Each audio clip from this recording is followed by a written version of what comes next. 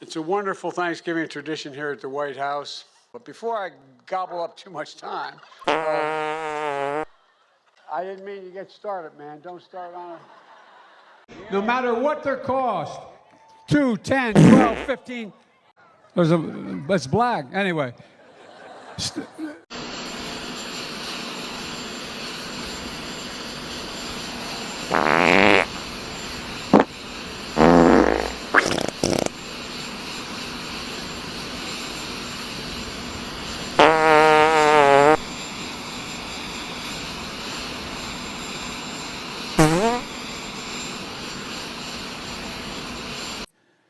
And I wonder, Mr. President, what you would say to him if he is considering using chemical or tactical nuclear weapons. Don't. And the consequences of that would be?